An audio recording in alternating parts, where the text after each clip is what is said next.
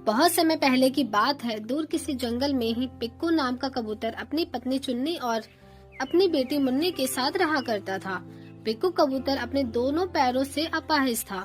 वो बैसाखी के सहारे चला करता था, क्योंकि 2 महीने पहले ही उस पर एक खतरनाक चील ने हमला कर दिया था और इस हमले में इसके दोनों पैर नाकामयाब हो गए थे। पिक्कू कबूतर के पास एक छोटी सी जमीन थी, जहाँ वो तरह तरह की सब्जियां उगाया करता था और उन्हीं सब्जियों को बाजार में बेचा करता था, जिससे उसे थोड़े बहुत पैसे मिल जाते थे और उन्हीं पैसों से वो अपना घर चलाया करता था। एक दिन पिक्कू कबूतर अपने खेत से एक कद्दू को लेकर आता है और अपनी पत्नी चुन्नी को देकर कहता है, कबूतर, ये देखो चुन्नी, आज हमारे खेत में पहला कद्दू निकला है, तो मैंने सोचा क्यों न मैं अपने घर लेकर चलूं। अब तुम इसे बनाकर भगवान का भोग लगा देना। पिक्कू कबूतर, मुन्नी बेटी की सारी शादी की तैयारियां हो गई हैं। जितने भी पैसे मेरे पास थे सारे खर्च हो गए हैं। तुम ही बताओ चुन्नी, अब हमारा काम कैसे चलेगा। मुन्नी, माँ बाबा, मुझे शादी नहीं करनी है। मैंने आपको कितनी बार बताया है कि मुझे पढ़ लिख कर डॉक्टर बनना है। माँ, मुझे शादी नहीं करनी। चुन्नी चिड़िया, किसी तरह लड़के वाले शादी के लिए तैयार हुए हैं बेटा, और वैसे भी हमारे पास इतने पैसे कहाँ जो हम तुम्हें डॉक्टर बना सके, पढ़ाई करवा सके। पिक्कू कबूतर, हम तो अनपढ़ है और गंवार ही रह गए, और हमारी बेटी पढ़ना चाहती है और हम उसे भी नहीं पढ़ा सकते, पर हम क्या ही कर सकते हैं। हम बहुत गरीब हैं। एक तो मैं पैरों से लाचार हूँ। हम गरीबों को तो सपना देखने तक का हक नहीं है। चुन्नी चिड़िया, पिक्कू जी, मैं सोच रही थी क्यों ना पिंकी बिटिया के लिए कुछ गहने बनवा लूं। पिक्कू कबूतर, पर हमारे पास पैसे नहीं हैं। जितने पैसे थे वो राशन और घर की रंगाई पुताई में ही खर्च हो गए। तुम ही बताओ, बिटिया के लिए गहना कहाँ से बनवाए। चुन्नी, मैं तो गहने नहीं पहन सकी, तो मैंने सोचा अपनी बिटिया को गहने जरूर पहनाऊंगी, पर हमारे पास पैसे नहीं हैं। इस गरीबी ने तो हमारा जीना मुश्किल कर दिया है। पिक्कू कबूतर, अरे बाबा, अब सो जाओ, सुबह जल्दी उठना भी तो है, बहुत सारा काम है, चलो सो जाओ। सभी सो गए। आधी रात में जब चुन्नी की आंखें खुलती है तो वो देखती है कि जो कद्दू पिक्कू कबूतर ने लाया था वो कद्दू लुढ़कते हुए उसके घोंसले के पास आया। चिड़िया, ये क्या है? इसे तो मैंने कोने में रखा था। मैंने सोचा था कि कल काट कर कद्दू की सब्जी बनाऊंगी और भोग लगाऊंगी, पर ये यहाँ कैसे? कद्दू, तुमने मुझे कोने में रखा था और तुम मुझे काट कर सब्जी बनाना चाहती थी, भगवान को भोग भी लगाने वाली थी। चिड़िया, ये कद्दू बोल रहा है, कहीं मैं सपना तो नहीं देख रही। मुझे नींद आ रही है, चलो कल सुबह जैसे ही उठूंगी इस कद्दू की सब्जी बना दूंगी। इतना बोलकर चुन्नी सो जाती है। अगले दिन सुबह चिड़िया जल्दी उठकर नहा धोकर कद्दू की सब्जी बनाने जाती है। वो जैसे ही कद्दू को लेकर आती तो उसके पंखों से टूटकर कद्दू नीचे गिर जाता है और उनमें से ढेर सारे सोने के सिक्के निकलकर बिखर जाते हैं। अरे, आप क्या देख रही हो? जल्दी जल्दी सारे सोने के सिक्के उठा लो और जितने भी तुमने अपनी बेटियों के लिए गहने बनवाने हैं ना, बना लो। और हाँ, इस कद्दू की सब्जी बना लो और जो बीज निकलेंगे ना उसे अपने आंगन में बिखेर देना। कद्दू की बात सुनकर चुन्नी चिड़िया ने ठीक ऐसे ही किया। उसने सारे सोने के सिक्के को उठाकर संदूक में रख दिया और जल्दी से सब्जी बनाकर भोग लगा दिया, और फिर जो बीज निकले थे वो चिड़िया आंगन में बिखेर दिए। चिड़िया, सुनो जी, ये देखो मेरे पास कितने सारे सोने के सिक्के हैं, और आपको पता है ये सारे सोने के सिक्के ना आपके लाए हुए कद्दू से निकले हैं। चलो अपनी बिटिया के लिए सोने के गहने बनवा लेते हैं। अरे, तुम क्या बोल रही हो? मेरे लाए हुए कद्दू से सोने के सिक्के निकले हैं? मुझे तो यकीन ही नहीं हो रहा।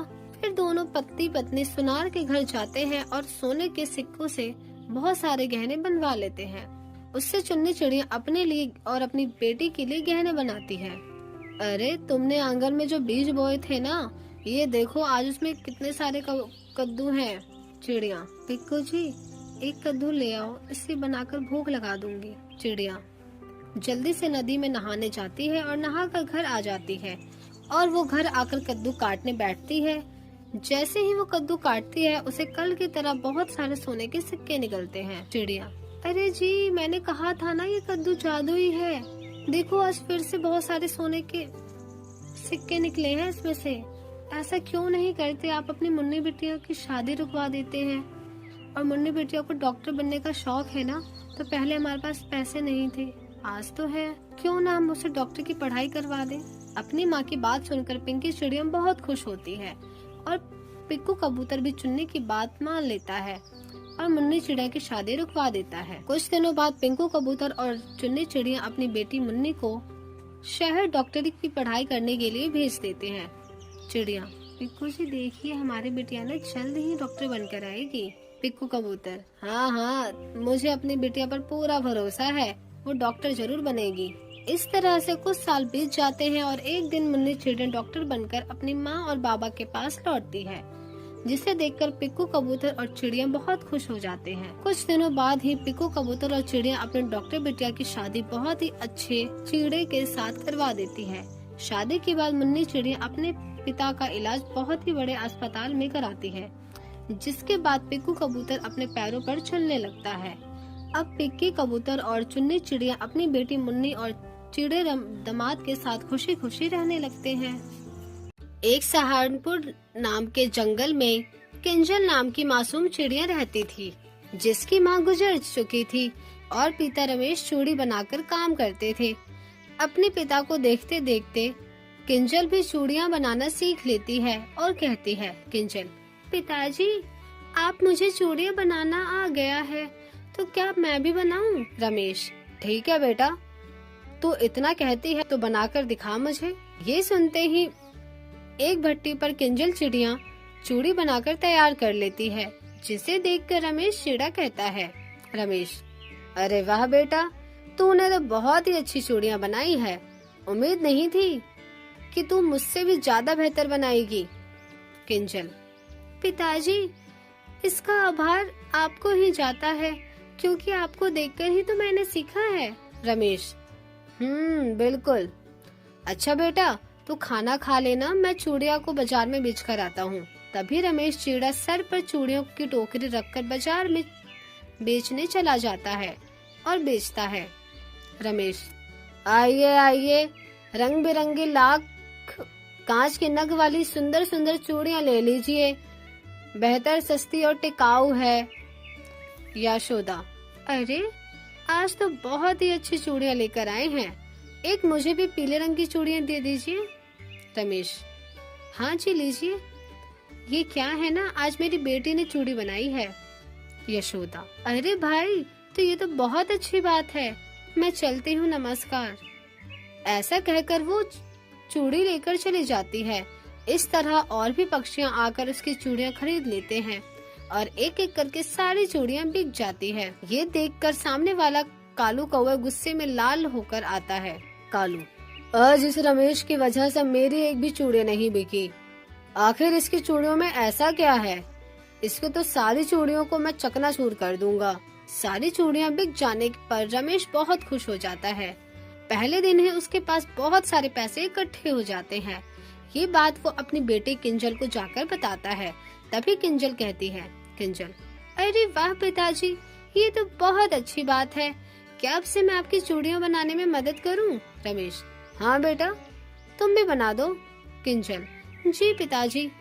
ऐसा बोलकर किंजल और सुंदर सुंदर रंग बिरंगी चूड़ियाँ बनाकर तैयार कर देती है। अगले दिन रमेश कौवा फिर से चूड़ियों की टोकरी लेकर बाजार में पहुँच जाता है, जहाँ फिर से उसकी सारी चूड़ियाँ खरीद लेते हैं सब। ये देखकर कालू कौवे गुस्से में आकर उसकी सारी चूड़ियाँ तोड़ देता है। तभी रोते हुए रमेश कहता है, रमेश, तुम्हारी इतनी हिम्मत कैसे हुई, मेरी सारी चूड़ियाँ बर्बाद कर दिया तुमने, पता है ये कितनी कीमती थी, इससे मेरी रोजी रोटी चलती है, आखिर तुमने ऐसा क्यों किया? कालू, क्योंकि तुम मेरी दुकान के सामने अपनी चूड़ियों की टोकरी रखी थी, तुम्हारी वजह से किसी ने भी मुझसे सामान नहीं लिया, अब पता चला कैसा लगता है वास्तविक में, ये तुमने बहुत बड़ी गलती की है। ये सुनकर कालू कौवा उड़ जाता है। ये बात जानकर रमेश अपनी बेटी को बता देता है।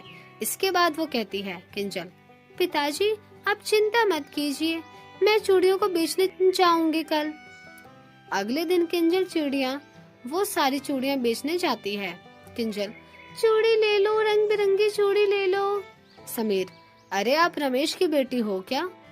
आप बहुत खूबसूरत चूड़ियाँ बनाती हो, 2 दर्जन चूड़ियाँ मुझे भी दे दीजिए।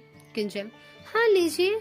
यशोदा, अरे बेटा, जरा मुझे भी 2 दर्जन चूड़ियाँ दे दो। किंजल, जी बिल्कुल लीजिए। कालू, अरे ये तो वही चिड़िया है, अब कौन बेचने आया है?